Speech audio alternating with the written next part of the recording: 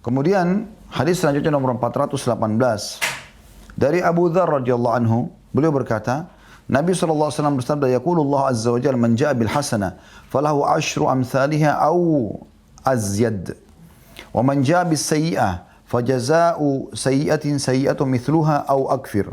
ومن تقرب مني شبرا تقربت منه ذراعا ومن تقرب مني ذراعا تقربت منه باعا ومن أتاني يمشي أتيته هرولة ومن لقيني بقراب الأرض خطيئة لا يشرك بي شيئا لقيته من مثلها مغفرة.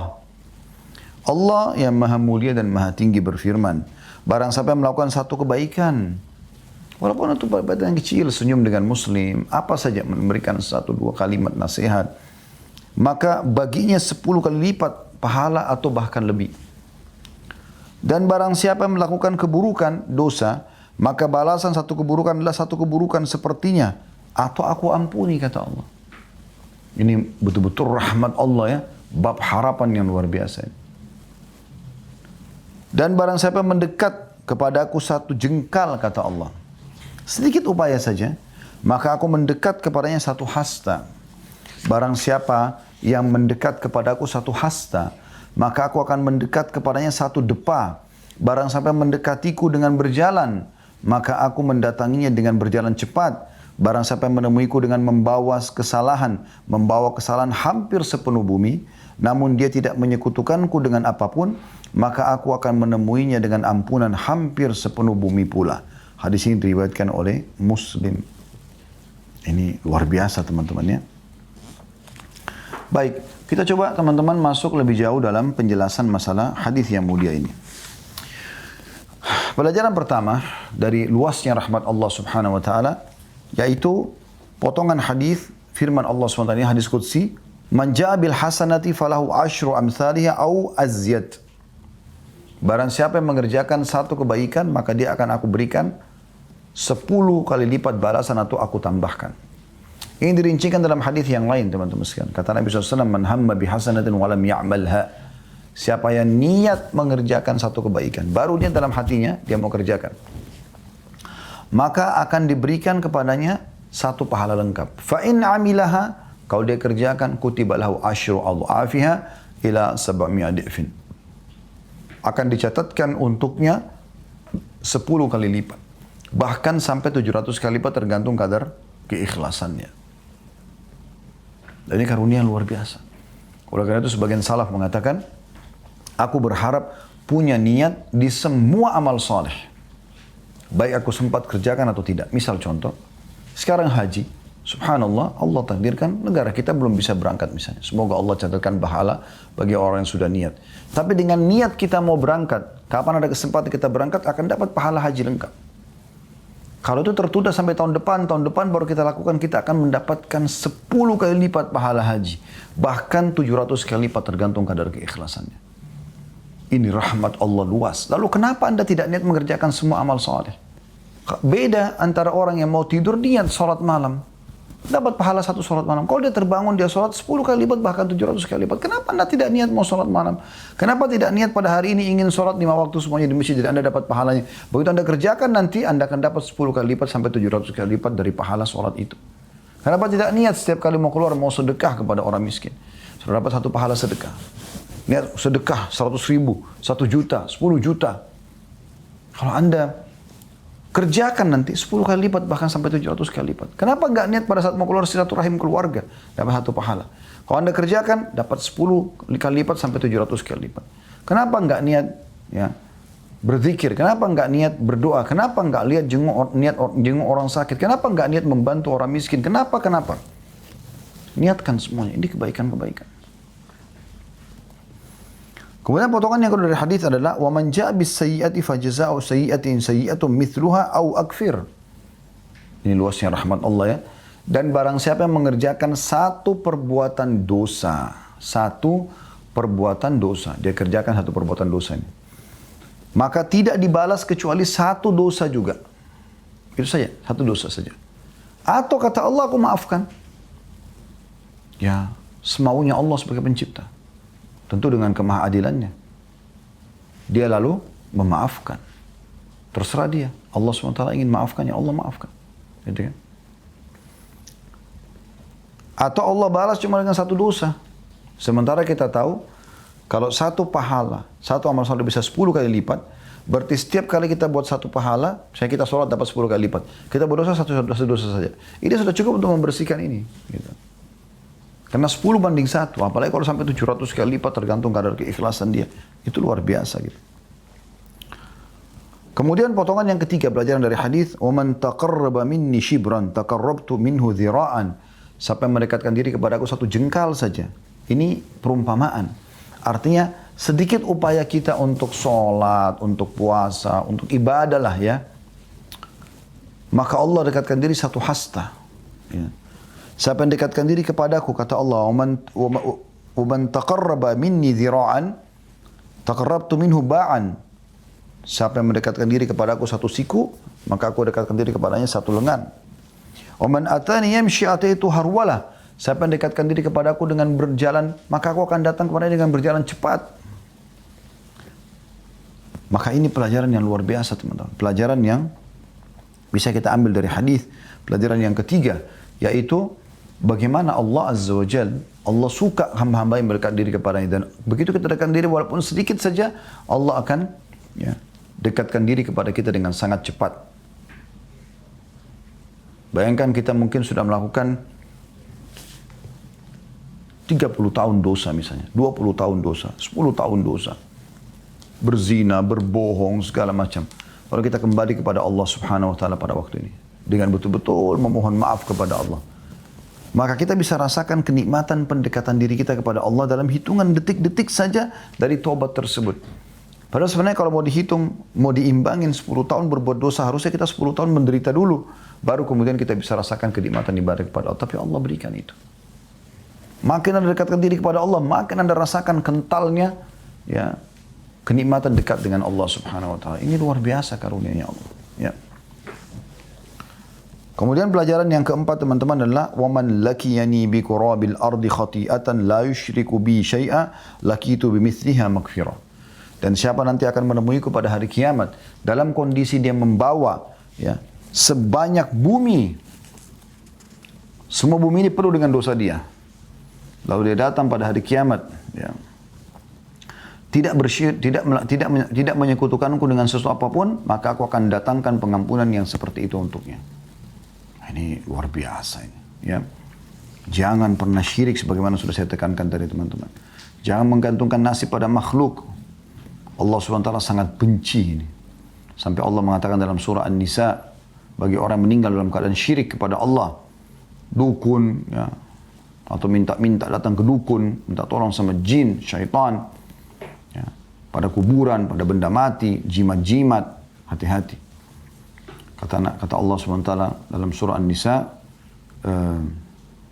Inna Allah, Inna Allah yakfiru an yushraka bi, Inna Allah la yakfiru an yushraka bi wa yakfiru ma duna dzalika liman yasha. Sesungguhnya Allah tidak akan memaafkan orang yang berbuat syirik kepadanya dan Allah memaafkan selain daripada itu siapapun yang dia inginkan. Maksudnya orang kalau meninggal pada hari kiamat selama dia masih ya tidak berbuat syirik bisa saja Allah maafkan. Mungkin ada di antara Anda terlintas di benaknya begini. Kalau begitu Ustaz, ya udah kita tidak usah terlalu banyak amal-amal saleh.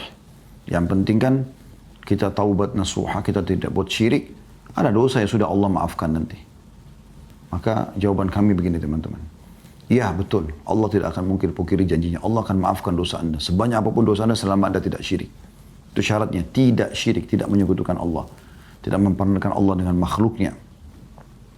Tetapi akan beda derajat Anda di surga dengan orang-orang yang tidak berbuat dosa yang seperti Anda lakukan.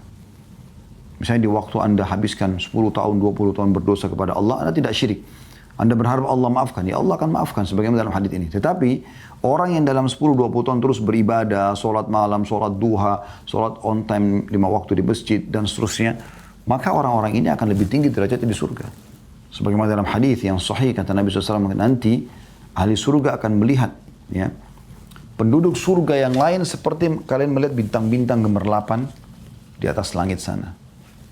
Ya, maka para sahabat mengatakan, ya Rasulullah, apakah derajat di surga yang tinggi itu yang hanya kami lihat nanti seperti bintang gemerlapan, tapi sama-sama di surga. Orang yang di bawahnya tidak pernah tahu bagaimana fasilitas di sana, tapi jaraknya jauh sekali dan fasilitasnya juga jauh sekali. Maka kata Nabi SAW, tidak. Demi zat yang jiwa Muhammad dalam genggamannya adalah orang-orang yang beriman kepada Allah, ya, dan Rasulnya. Ini orang-orang yang beriman kepada Allah. Orang beriman kepada hari kiamat. Mereka mendapatkan itu semua. Selanjutnya teman-teman, hadis nomor 419. Ya. Dari Jabir radhiyallahu anhu, beliau berkata, Ja'a Rabiun ila Nabi sallallahu alaihi wasallam faqala ya Rasulullah mal mujibatan. Qala man mata la yushriku billahi syai'an dakhala al-jannah wa man mata yushriku bihi syai'an dakhala an-nar. Seorang Arab Badui datang kepada Nabi SAW, dia bertanya, wahai Rasulullah, apakah dua hal yang memastikan itu? Beliau menjawab, barang siapa yang meninggal dunia dalam keadaan tidak menyekutukan Allah dengan sesuatu pun, maka pasti masuk surga. Dan barang siapa meninggal dunia dengan menyekutukan Allah dengan sesuatu pun, pasti masuk neraka. Hadits riwayat Muslim. Jadi kata kuncinya di syirik kepada Allah. Dan ini banyak sekali umat Islam, subhanallah, Muslim tapi musyrik kepada Allah. Mereka tidak sadar itu. Sekali lagi saya ingatkan, penduduk Mekah teman-teman, Abu Jahal, Abu Lahab, ya, Umayyah bin Khalaf, dan semua tokoh-tokoh Quraisy yang meninggal dalam keadaan syirik kepada Allah. Apakah mereka tidak tahu ada Tuhan Allah? Mereka tahu. Mereka tahu, kalau ditanya pencipta langit dan bumi siapa, mereka akan mengatakan Allah. Allah katakan dalam Al-Quran, A'udzu billahi minasyaitonir rajim. Wa idza sa'altum man khalaqas samawati wal ard wa sakhkhara asy-syamsa wal qamara la yakunu Allah. Kalau hai Muhammad, kalau kau tanyakan pada mereka siapa yang menciptakan langit dan bumi? Ya, siapa yang mengatur matahari dan bulan? Matahari terbit di pagi hari, bulan di siang hari. Maka mereka akan mengatakan Allah. Gitu kan? Lalu ditanya, kalau begitu kenapa kalian sembah berhala-berhala ini? Mereka jawab dan Allah kekalkan dari lisan mereka dalam Al-Quran, ma na'buduhum illa liyuqarribuna ilallahi zulfa. Kami enggak sembah berhala-berhala ini kecuali kami jadikan perantara antara kami dengan Allah. Allah enggak butuh perantara benda mati. Minta langsung kepada Allah. Anda meninggal tidak syirik, dan puncak syirik adalah bermain dukun. Berhenti nih dukun-dukun ini. Berhenti datang ke dukun. Para dukun ini dalam Islam, kata Nabi SAW, haddus sahir darbatun bis saif. Para dukun-dukun penggal leher mereka. Bukan malah didatangin. Bukan malah didukung. Ya. Pada saat mau dapat jabatan, pada saat mau sukses usahanya, pada saat mau langgeng rumah tangganya, pada saat mau dapat keturunan, dukun yang bermain. Kenapa dukun? Kenapa dukun? Kenapa tidak wudu, sholat, minta kepada Tuhanmu? Kalau kita sedang ada nikmat yang menciptakan kita Allah, yang ciptakan juga nikmat itu Allah, yang bisa mempertahankan dan menambah hanya Allah. Dan kalau kita sedang ada cobaan yang menciptakan kita Allah, yang ciptakan cobaan tersebut termasuk tidak punya keturunan, belum punya pekerjaan, dan seterusnya, belum punya pasangan, adalah Allah. Dan Allah yang bisa mengangkat permasalahan itu. Kita harus kembali mentauhidkan Allah SWT. Teman-teman, terus terang ya, saya sendiri sering menerapkan hidup saya dan ketenangan yang luar biasa. Kalau orang mentauhidkan Allah, mengisahkan Allah itu luar biasa. Seberat apapun cobaan yang sedang datang, kalau Anda kembalikan kepada tauhid, oh ada Allah. Anda akan selalu tenang. Sebesar apapun makar dan upaya untuk menjatuhkan Anda, untuk merusak Anda, kembalikan kepada tauhid saja. Esahkan Allah SWT. Tinggal sujud berdoa kepada Allah. Selesai urusan Anda semuanya. Tapi kapan Anda gantungkan pada makhluk, ini jadi masalah. Di sini pilihan cuma dua. Tidak syirik kepada Allah, masuk surga. Syirik kepada Allah, masuk neraka. Gak ada yang lain. Selanjutnya hadis nomor 420 dari awal kita belajar.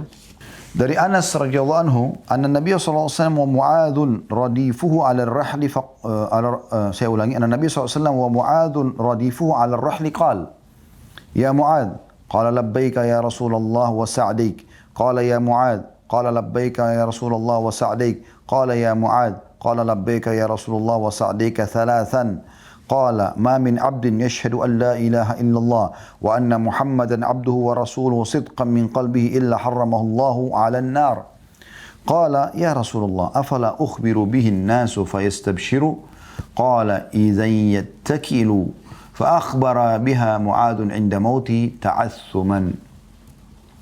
Bahwa Nabi SAW bersabda kepada Mu'adz yang duduk di bonceng beliau di atas kendaraannya, tunggangan hewan tunggangannya. Wahai Mu'adz, lalu Mu'adz menyaut, aku mendengar panggilanmu wahai Rasulullah dan semoga engkau selalu berbahagia. Lalu beliau berkata lagi sallallahu alaihi wasallam, wahai Mu'adz, maka Mu'adz menjawab lagi, aku mendengar panggilanmu wahai Rasulullah dan semoga engkau selalu berbahagia. Lalu beliau memanggilnya sallallahu alaihi wasallam yang ketiga kali, wahai Mu'adz. Maka Mu'adz menjawab, aku mendengar panggilanmu wahai Rasulullah dan semoga engkau selalu berbahagia. 3 kali. Lalu beliau sallallahu alaihi wasallam bersabda, tiada atau tidak ada seorang hamba yang bersaksi bahwasanya tidak ada Tuhan yang berhak disembah kecuali Allah dan Muhammad adalah hamba dan rasulnya. Dengan benar dari lubuk hatinya, dia betul-betul ya mengucapkan syahadat ini dari lubuk hatinya, tulus menerima itu, melainkan Allah akan mengharamkannya atas neraka. Tidak akan masuk neraka orang ini. Mu'adz radhiyallahu anhu bertanya, wahai Rasulullah, bolehkah saya memberitahukan hal itu kepada semua orang supaya mereka bergembira? Kata Nabi SAW, kalau demikian mereka akan menggantungkan. Kemudian Mu'adz memberitahukannya pada saat dia akan meninggal dunia karena takut berdosa menyembunyikan ilmu. Hadis ini diriwayatkan oleh Bukhari dan Muslim. Hadis ini termasuk hadis yang agung teman-teman. Dan wajar dimasukkan dalam bab harapan kepada Allah Subhanahu wa ta'ala. Pelajaran pertama adalah bagaimana adabnya sahabat Nabi Mu'adz bin Jabal radhiyallahu anhu. Ya. Pertama dulu kita mulai dari bagaimana cerdasnya Anas ibn Malik radhiyallahu anhu perawi hadis ini. Dia bisa saja langsung menyampaikan sabda Nabi SAW, tapi dia menceritakan historinya. Kapan Nabi ucapkan dan Nabi ucapkan kepada siapa. Di sini kan dia ceritakan bahwasanya pernah satu kali Nabi SAW sedang berboncengan tunggangan bersama Mu'adz. Berarti Jabir ada di situ. Ya. Dan Jabir mendengarkan bagaimana Nabi SAW memanggil Mu'adz 3 kali, bagaimana Mu'adz menjawab dengan santun, bagaimana Nabi SAW menitipkan pesan tentang kedudukan orang yang tulus dalam syahadat akan masuk surga, gitu kan, dan diharamkan dari api neraka. Maka dia mendatangkan sejarahnya, historinya. Ini mungkin pada saat itu kalau ada, kita bayangkan Nabi SAW sedang naik unta atau kuda ataupun keledai bersama dengan Mu'adz, lalu kita ada di situ dan kita mendengarkan apa yang sedang dibahasakan. Ada beberapa teman juga yang hadir. Mungkin mereka tahu Nabi sedang berboncengan sama Mu'adz, Nabi sedang memanggil Mu'adz, Nabi menyampaikan sesuatu kepada Mu'adz radhiyallahu anhu, dan mungkin bagi mereka sudah tahu. Tapi bagi kita yang tidak hadir, apa yang disampaikan oleh Anas ini penting sekali. Karena kita jadi tahu, oh ternyata hadis ini disampaikan oleh Nabi, Nabi lagi di atas tunggangan sama sahabatnya Mu'adz, ya. Berarti ada hukum lain, boleh orang berboncengan antara laki-laki sama laki-laki, ya, memudahkan jalan saudaranya muslim, gitu kan. Dan bagaimana Nabi SAW mencintai Mu'adz, bagaimana Mu'adz dengan santun menjawab panggilan Nabi SAW. Ini semua pelajaran luar biasa gitu. Ini kecerdasan Anas radhiyallahu anhu dalam menyampaikan riwayat. Ini banyak di antara sahabat yang menggunakan retorika yang sama ya. Mereka menceritakan alur penyampaian hadis Nabi alaihi salatu wassalam. Pelajaran yang kedua adalah kedudukan Mu'adz bin Jabal radhiyallahu anhu. Bagaimana beliau sangat dicintai oleh Nabi sallallahu alaihi wasallam. Dalam riwayat lain Nabi SAW mengatakan, wahai Mu'adz, dan pernah berboncengan lagi Mu'adz dengan Nabi SAW. Berarti menandakan punya kedudukan tersendiri. Bagaimana Nabi sering kali bersama dengan Mu'adz. Zaman dulu tidak ada mobil yang orang bisa duduk bersebelah-sebelahan atau satu depan satu belakang seperti supir sama majikannya misalnya. Zaman dulu orang kalau naik unta atau kuda atau keledai dan pasti berboncengan, artinya berdekatan. Nabi SAW berdua dengan Mu'adz di sini. Dalam riwayat lain kata Nabi SAW pada saat lagi berboncengan dengan Mu'adz juga dalam kisah yang lain, sesungguhnya hai Mu'adz, aku mencintaimu. Inni la uhibbuk. Maka oleh karena itu jangan kau tinggalkan, la tatruk dubur kulus salah. Ya. Allahumma inni ala dzikrika wa syukrika wa husni ibadatik.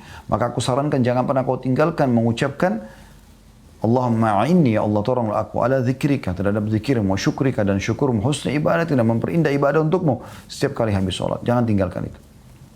Maka ini bukti cinta Nabi SAW kepada Mu'adz radhiyallahu anhu dalam kisah yang lain, gitu kan.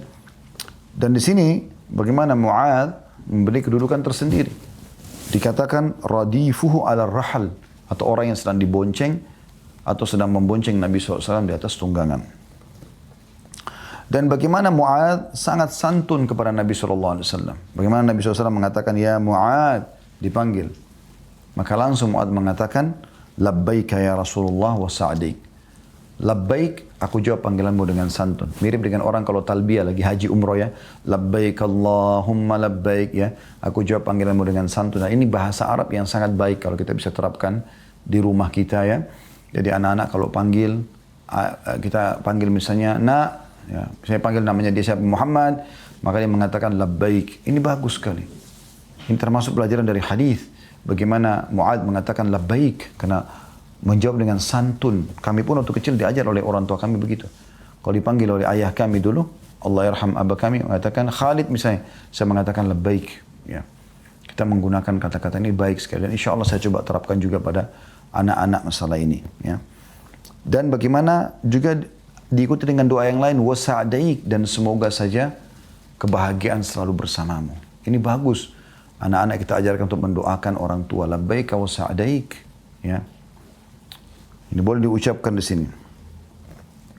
Pelajaran yang ketiga adalah bagaimana Nabi SAW tawadhu, merendah, boleh berboncengan dengan sahabatnya Mu'adz bin Jabal.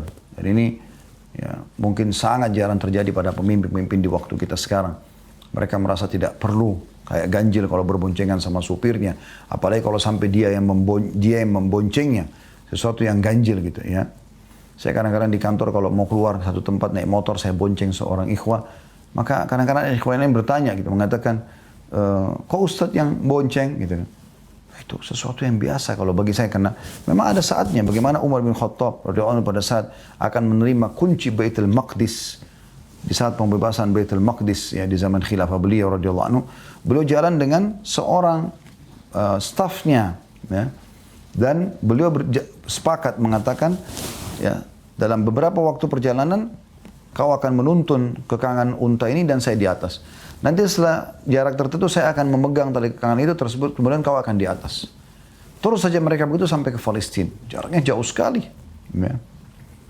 Maka pada saat itu, pada saat masuk ke pintu gerbang Baitul Maqdis, ya, pendeta yang memegang pintu kunci Baitul Maqdis bertanya, pada saat orang menyambut, Amir Mu'minin datang, pemimpin orang beriman datang, Umar bin Khattab disambut dengan gembira oleh kaum muslimin.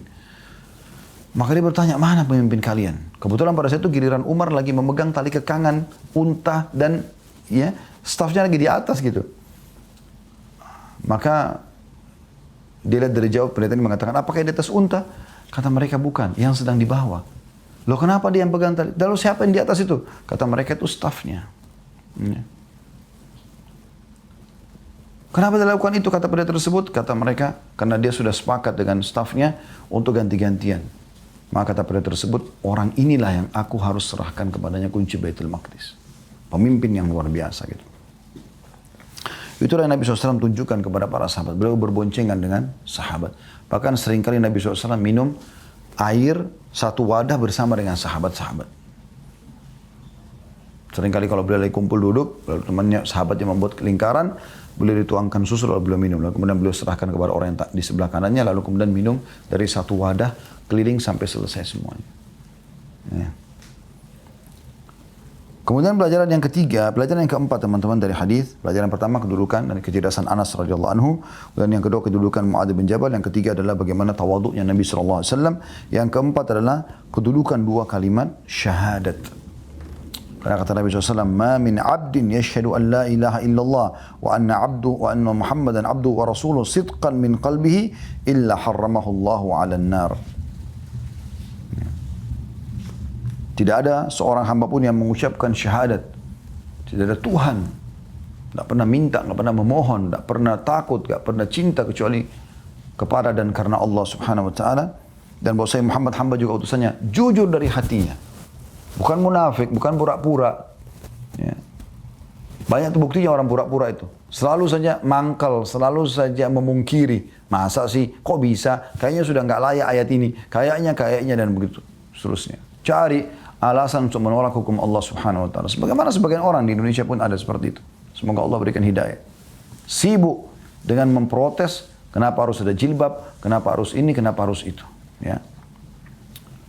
Maka dia jujur dalam hatinya. Yang betul-betul mau menerima Allah sebagai Tuhan sehingga dia patuh perintah Allah, dan juga Muhammad SAW sebagai utusan sehingga dia menerima semua ajaran beliau, maka akan diharamkan dari api neraka. Artinya syahadat ini bisa membersihkan dosa-dosanya. Tapi ingat tadi ada hubungannya dengan hadis sebelumnya, tidak boleh syirik kepada Allah Subhanahu wa taala. Pelajaran yang selanjutnya, ya, pelajaran yang kelima ya. Yang pertama kedudukan Anas, yang kedua kedudukan Mu'adz radhiyallahu anhuma, yang ketiga tawadhu Nabi SAW, yang keempat kedudukan syahadat, dan yang kelima adalah perkataan Mu'adz, qala ya Rasulullah afala ukhbiru bihan nas wa yastabshiru. Boleh enggak saya sampaikan kepada orang-orang agar mereka terima berita gembira? Ya, maksudnya di sini boleh seorang muslim teman-teman menyampaikan berita gembira kepada saudaranya muslim. Masalah kelahiran, masalah lulusnya ujian, masalah apalah ya, segala macam hal yang menggembirakan. Sebagaimana 3 orang sahabat diantaranya Ka'ab bin Malik radhiyallahu anhu pada saat Allah turunkan surah At-Taubah menerima taubat mereka, maka para sahabat berlumba-lumba untuk datang menyampaikan berita gembira kepada Ka'ab bin Malik radhiyallahu anhu atas Allah turunkan ayat menerima taubat mereka. Kemudian potongan yang terakhir dari hadis, ya, potongan yang ke-6 tepatnya, ya, yaitu sabda Nabi SAW, "Idzan yattakilu." Ya. Ini potongan yang ke-6, nanti ada potongan yang ke-7 ya insyaAllah. Kalau begitu mereka akan bergantung, maksudnya nanti jadi malas beribadah. Padahal sebenarnya dengan beribadah, menyempurnakan syahadat mereka. Bahkan bisa menambah derajat mereka di surga nanti. Dan yang terakhir yang 7 adalah فَأَخْبَرَ بِهَا مُعَادٌ إِنْدَ مَوْتِ فَتَعَثُّمًا. Lalu Mu'adz bin Jabal menyimpan hadis ini, tidak menyebutkan sampai di akhir hidup beliau sampaikan karena khawatir jangan sampai mengekang ilmu. Karena kan tidak boleh orang mengekang ilmu yang dia ketahui. Allahu a'lam. Ya, jadi ini bahasan kita insyaAllah, dan kita akan lanjutkan di pertemuan akan datang nanti dengan hadis selanjutnya, hadis nomor 421.